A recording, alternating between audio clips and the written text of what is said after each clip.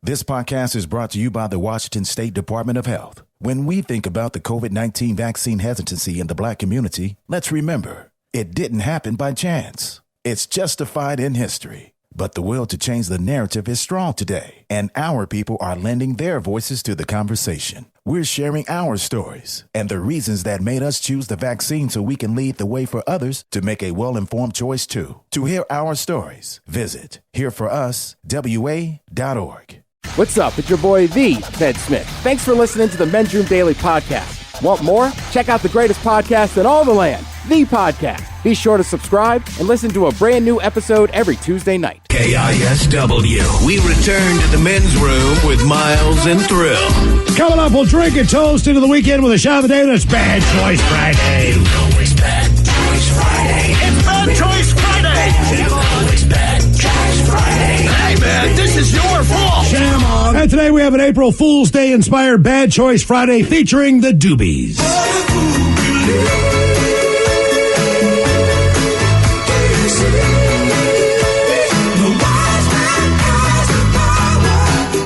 Oh, the wise man has the power. I thought it was, come on, guys, let's have a powwow. Let's do some powder, I thought I said.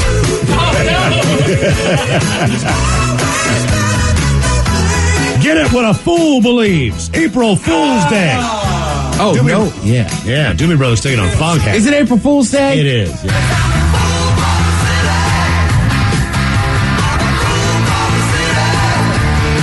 She had some nice big.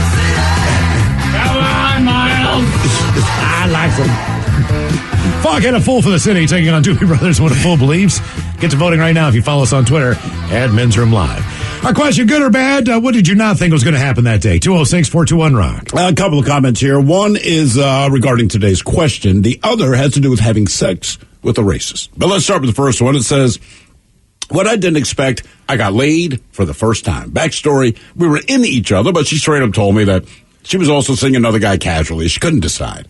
Well, we started hanging out in a large group, which got smaller as time went on.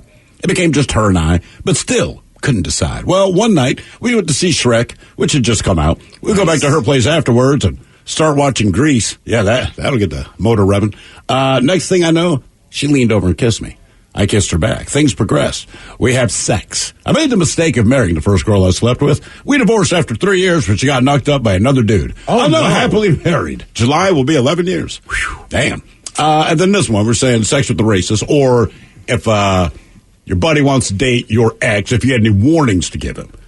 Right, so the point I was trying to get to is like, right, it's hard to warn, because sometimes relationships just don't work out for those two people. But I was like, if I really thought she's a racist, I'd be like, hey, just so you know. Well, someone here says, friend of mine was getting ready to F this dude. He took off his pants. He had a swastika tattoo on his ass. Oh. She still has sex with him, though. All right. Yeah, That's what I'm saying. Like, in the moment, like, well, I only found out she was racist, like, when we're about to have sex. So I went ahead and had sex and then told her we can't see each other again. Unless she just wants to have sex. I can't imagine the tattoo artist that would actually do that tattoo.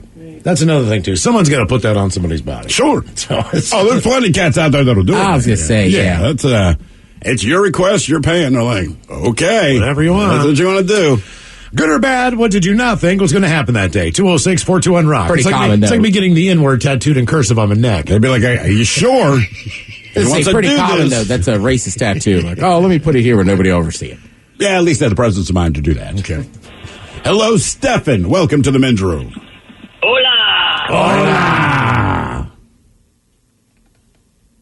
So, my story happened like 10, 15, 20 years ago, I think. I was living in Aberdeen, Washington here. Mm-hmm. And I woke up early-ish in the morning, 8 or 9, and the entire town was outside my house. I lived in a very quiet, residential area. And there was a big semi parked just like half a block away from me. And literally, when I say the entire town was outside, the entire town was outside. I guess my neighbor that lived at the end of the road was one of the grand prize winners of the Metallica reload contest So what, does Metallica show up at your house? No, well, let me get there. There was 5 semis sent out to all the grand prize winners, and in one of the semis was supposed to be Metallica. And so everybody's standing around it, and then they open up the semi doors, and Metallica was right there sitting on the front of a Jeep that said load on it, and they had all their equipment with them and everything. It was pretty exciting that Metallica was in Aberdeen. Did they play a show for you? Like a private little concert?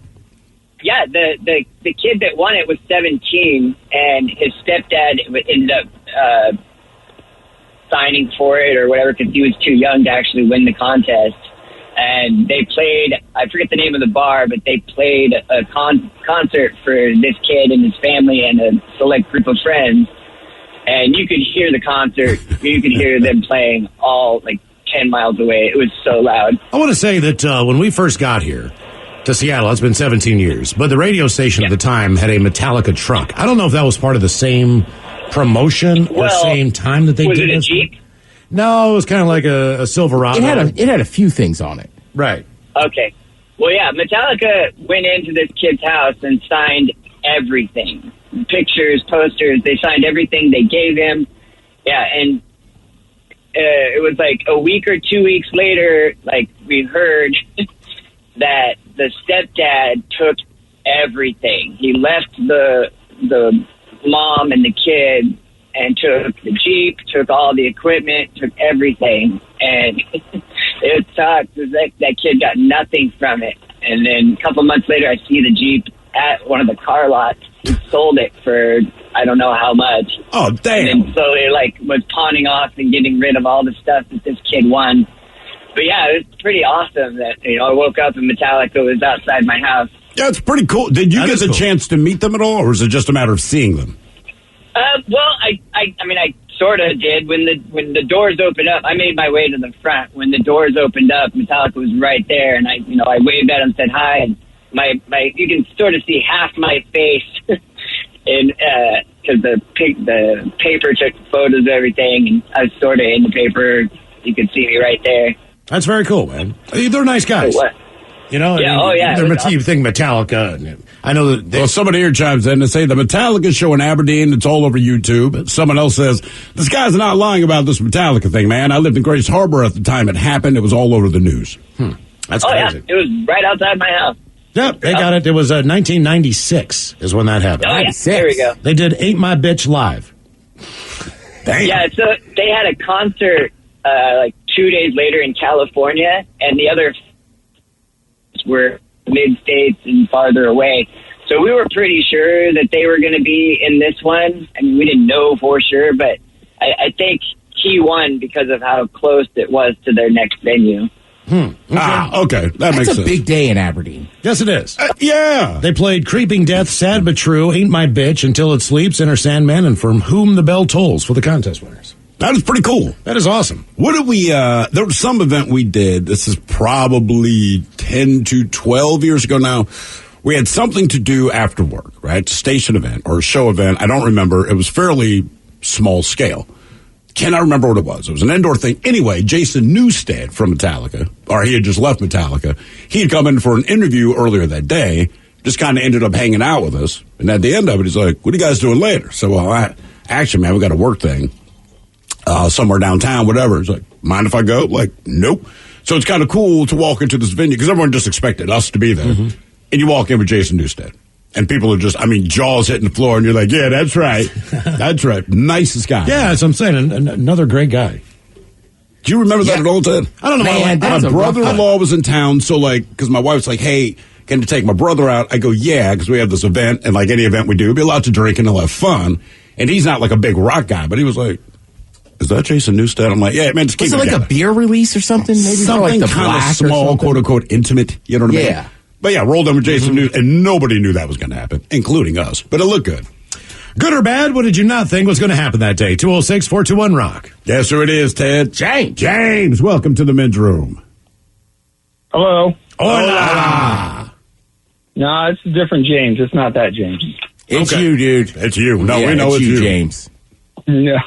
All right. Well, actually, almost a year ago to the day, it'll be tomorrow. I was headed home from going to the grocery store and work and whatever, and on my bike, and somebody decided in the opposite turn lane that they were going to try and beat the traffic and jump the light.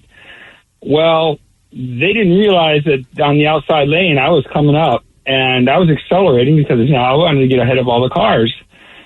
And I'd have been 2 seconds later, I would have missed them, but I hit them so hard that you could see in the video, I put their forerunner up in the air, plus I broke their suspension.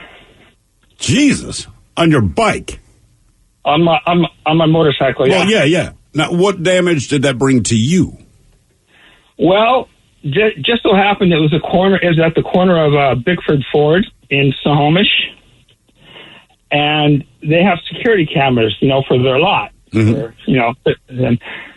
And somehow one of the cops went over to the dealership and asked them, if they happen to have a video of that particular instance. Oh, hang on, man. Metro Colors, here are the 7 words you can't say on the radio. Sucker, mother, and please keep those words in mind when calling. Now back to the program. Well, the good news, you're still alive. Good or bad, what did you not think was going to happen that day? 206-421-ROCK. What just happened there? I know. Well, the best story in the world. But still, he was doing well. And then he drops an S-bomb. For no reason. For no reason we can discern. Yeah, I can't tell if he got nervous or he just, dropped something. It was like, I think like he dropped something. Yeah. I don't know. Hello, Matt. Welcome to the men's room. Hola. Hola. All right, so when I was about 20 years old, I was hanging out with a buddy, and we had some drinks and got pretty toasty, and actually ended up taking a bunch of ecstasy. And there was a couple of girls actually I've been trying to get with that were throwing a party, and we couldn't drive because we were way too far gone, and we weren't just going to risk that. So we were going to hoof it over there. It was only about 1.5 miles from where we were. And anyway, the ecstasy and the liquor messed up my stomach, gave me some bubble guts. So I ended up having to take a dump in some random person's lawn.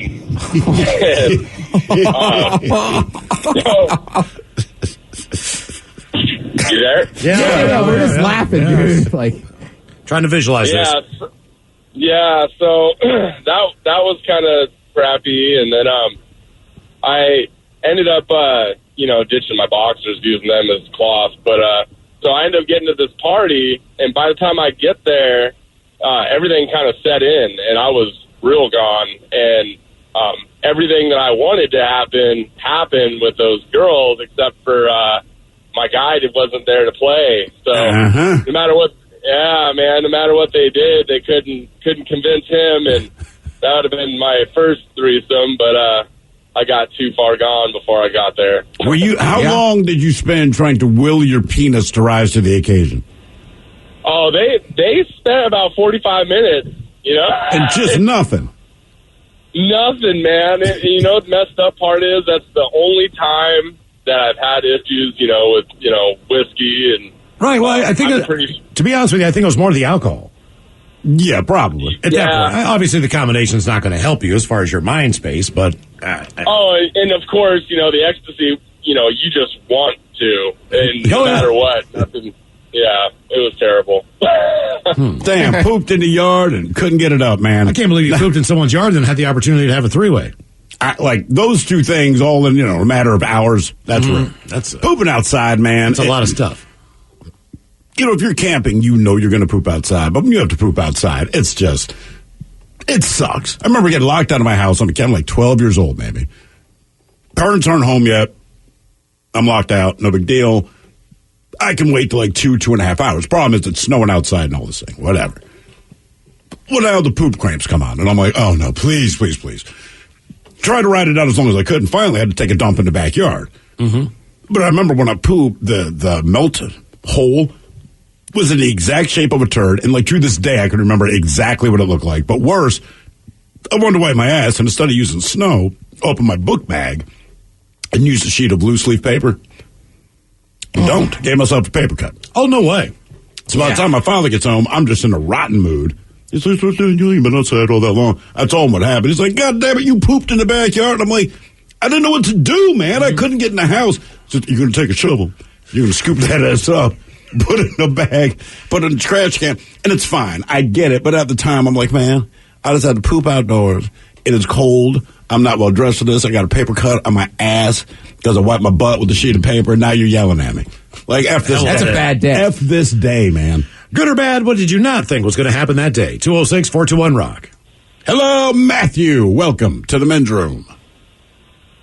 Hola, gentlemen. How's it going? Hola. Positive Friday, brothers. Heck yeah. Great Friday. Every day is a great day, isn't it? Yeah. I'm sure your guys' days are typically better than what I assume my days mostly are.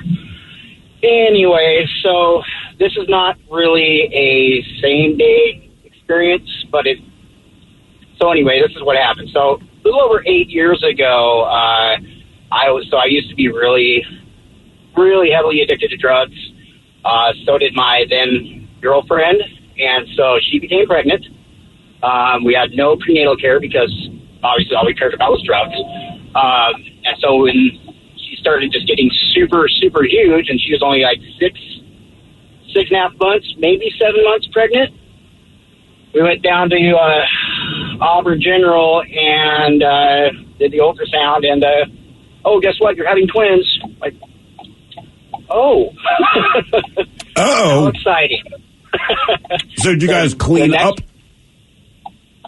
Well, I did about a year and a half later.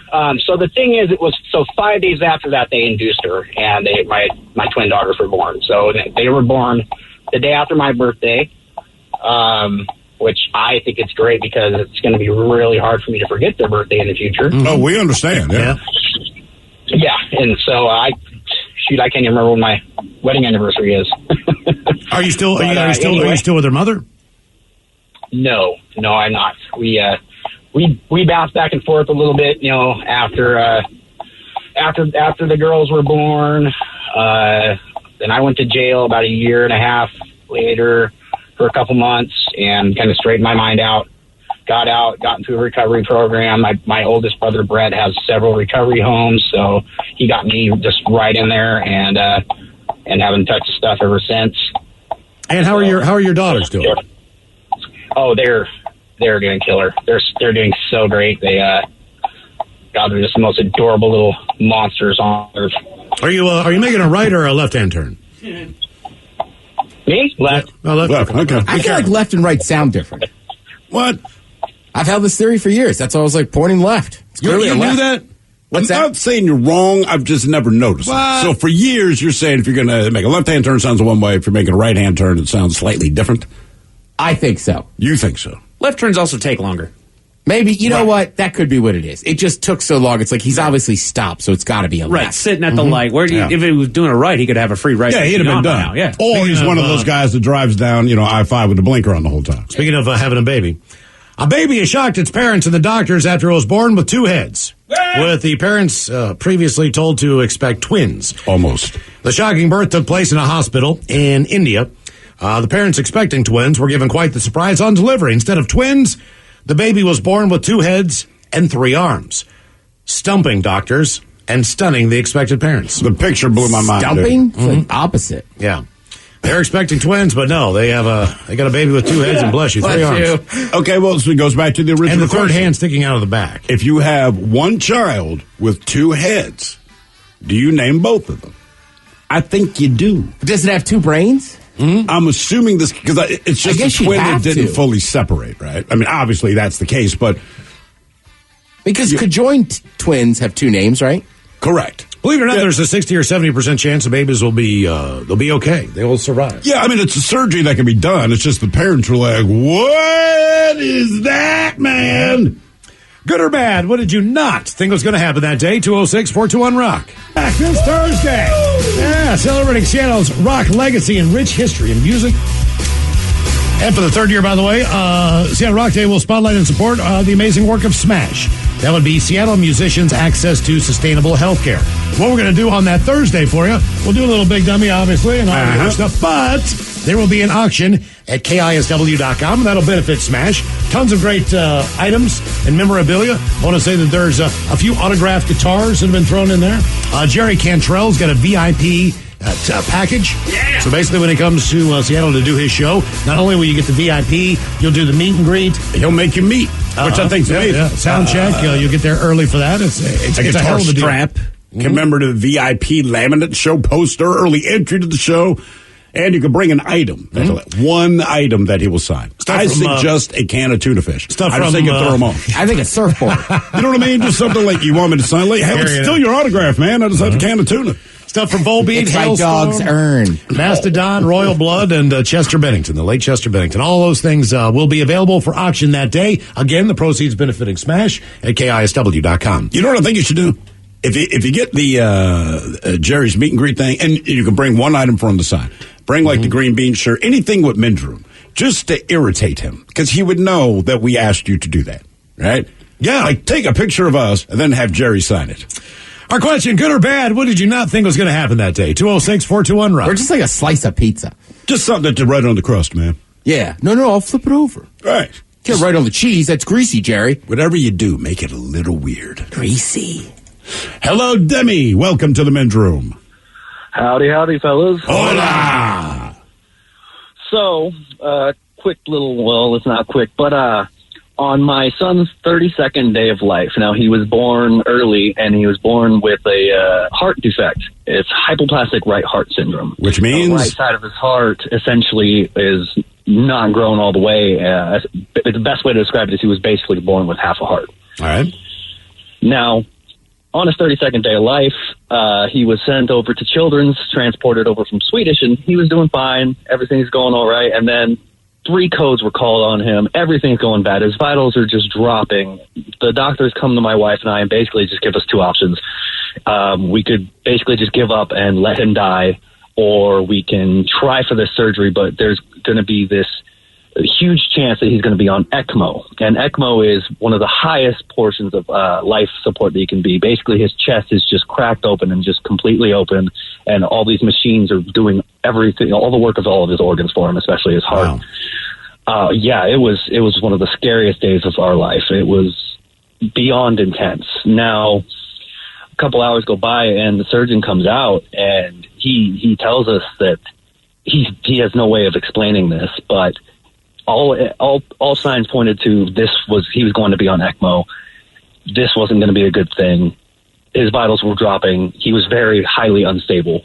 And then out of nowhere, he just stabilized. Everything went perfect beyond what he could ever expect. And he just came out with this stunt in his heart. And now he's just the biggest little tyrant of a 3-year-old that you can have. That's awesome, man. Yeah. I guess you spent a lot of time in the hospital.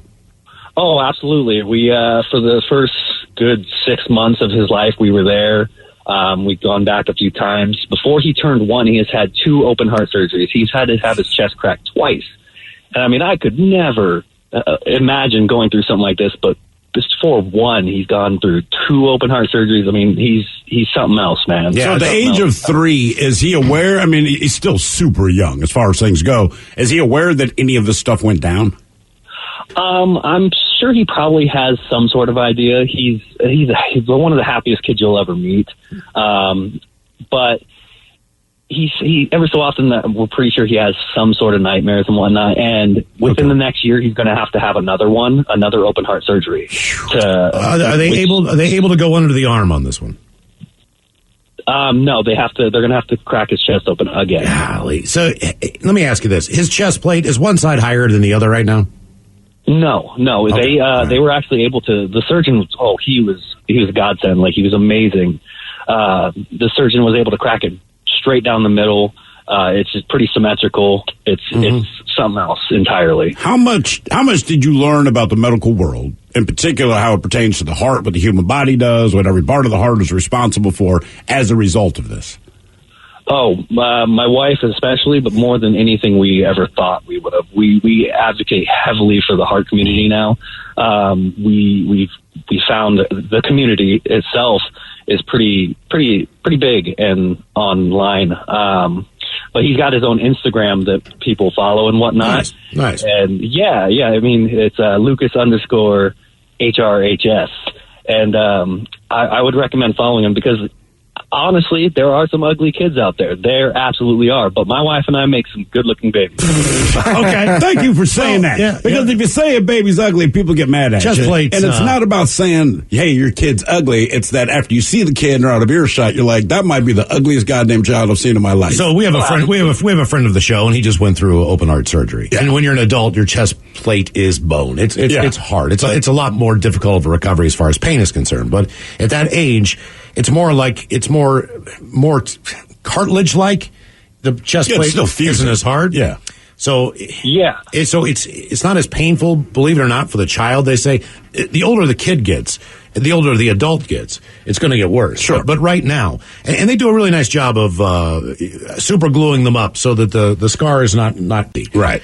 But when my daughter went in, it was she was right before she was 2, so she was having open heart surgery, and she'd had 8 surgeries before that. Now, what was the deal with her heart when she was born? She had what was called an ASD. So she was born with a huge hole in her heart. And they had to go in there and they basically put a mesh web in there. Trying to lighten the mood, man. No, I know it's fine. Well, she's an adult now. And then your stuff, it kind of forms and grows a wall to close up that hole.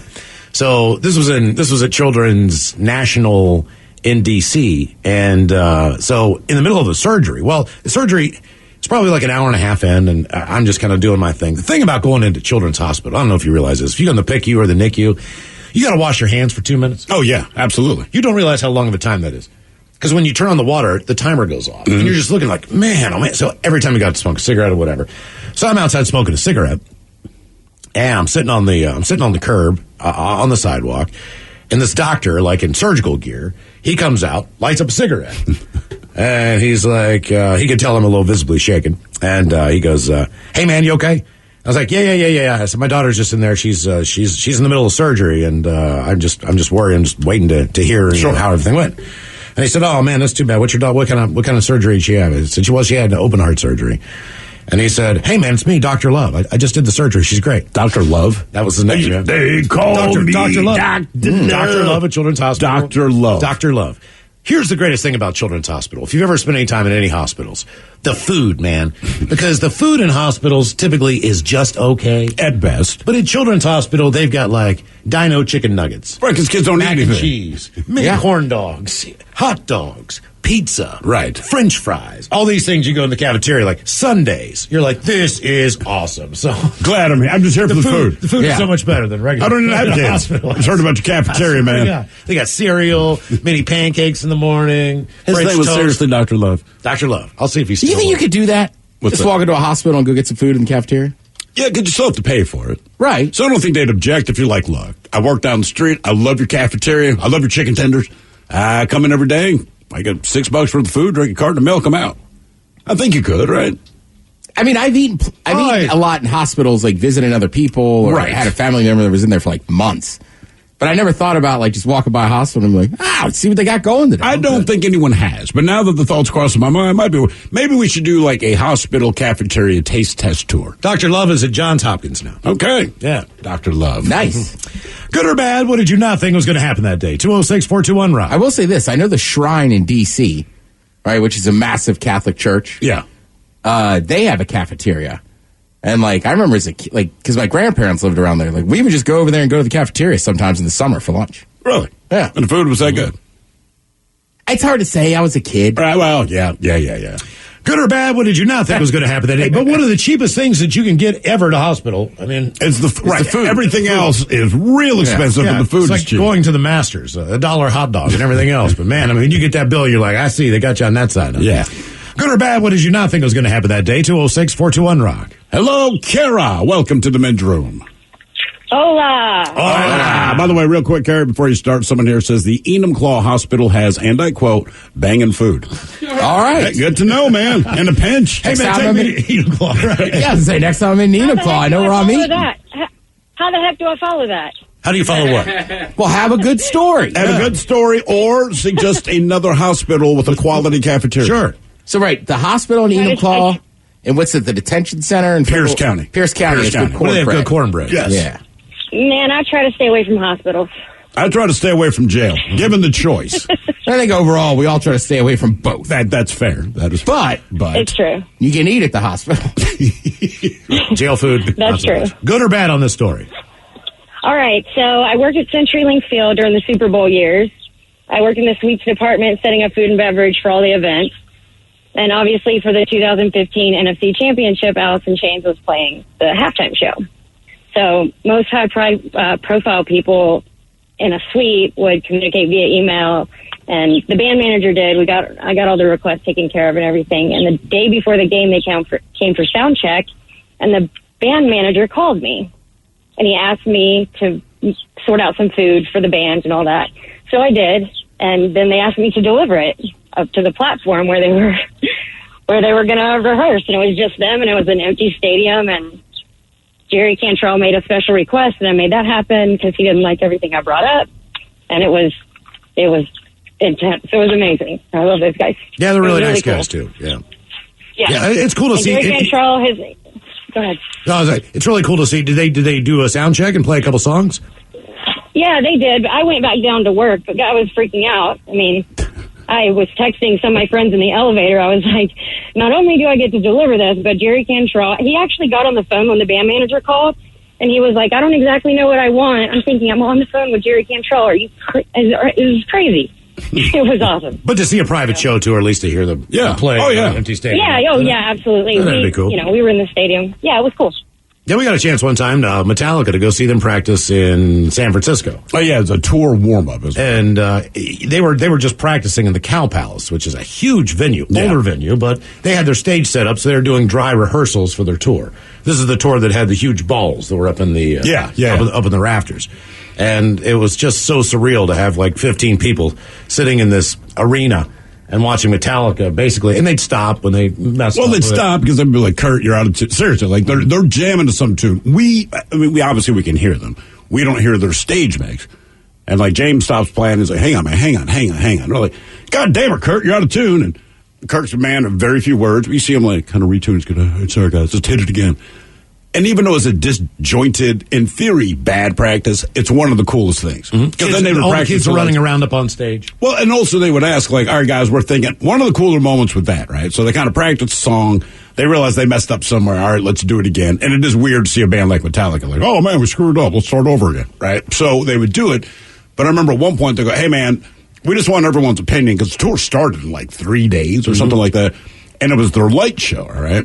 So there's one point of one song where they didn't know if it looked cooler if the lights like hit the drum set and is a little darker in front, or if you kind of light up the mic stands and keep the drums dark. So they played the song twice just so we can respond to the lights. And I was Lights like, on the drum kit! Yeah, they're like, but seriously, they listened to it. I was like, dude, it looks cooler on the drums. They're like, Mark, hey man, tour. Light up the drums in that part. And I'm like, we just made an executive decision, goddamn. That's very cool. Good or bad, what did you not think was going to happen that day? 206-421-RON. By the way, real quick, some people have commented on hospital food first. Oh, here we go. Well, someone says plenty of people hit up hospital cafeterias, boys. A lot of other people point out with the current COVID restrictions, they probably wouldn't just let you in. But in normal days... Right. Let's take COVID out of it. Let's say the hospital in Arlington, Washington has a cafeteria that serves the public. People come in just for the food.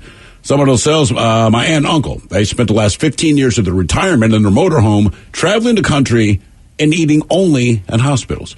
And someone else says, my dad used to work at the hospital in Yakima. I still stop in there to go to the cafeteria if I'm ever driving through. Never had a bad meal. And very pot cheap. roast, mashed potatoes, meatloaf, corn, you name it. It's all delicious. He sounds like Providence Hospital has a cafeteria. They finish. I'll leave it at that. And then it says Pierce County cornbread guy here. I've eaten cornbread at many places since Pierce County, and it's still holding the top spot. Good or bad, what did you not think was going to happen that day? 206-421-RON. Where was that, Mike? Where was that cornbread we got? Oh, the real sweet stuff. That was the buttered biscuit down there in Sumner. Oh, my God. That's another good spot. Oh, man, I've been there in a handful of times. Oh, my God. They're great. I've never had cornbread like that in my life. They are great. Yeah, I'm with you. It was somewhere insane. between cornbread and corn cake. Yeah, it was like a dessert. They're one of those places that no matter what you get, it is overly decadent. Sure. You know, we went in there for a brunch one time, and, you know, the lady's getting a mimosa, and I got this like a s'mores coffee sort of a thing, and they go completely all decked out. First of all, the mimosa is basically a drip of orange juice in it. And then this s'mores mocha, it was a s'mores mocha, that's what it was. Regular mocha sitting there. They had a doggone shot of 151 sitting there on fire that they lit there, and then a skewer of several marshmallows that they then let you toast. They got graham cracker and chocolate next to it, so you can actually cook s'mores over a flaming shot of 151 that you may or may not want to put into that mocha when you're done, which also has like Bailey's in it.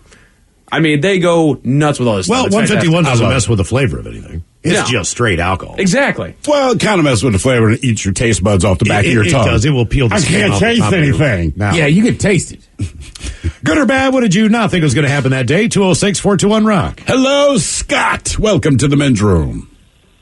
Hola, bitch, hola. Hola.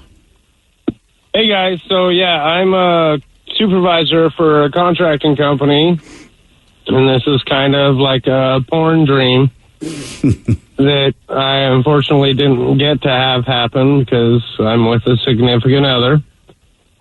I show up on the job site to check out what's going on and how the guys are doing, and the homeowner, which is a married woman from what I presume, asked me to step outside for a personal question and asked me for some naked fun time.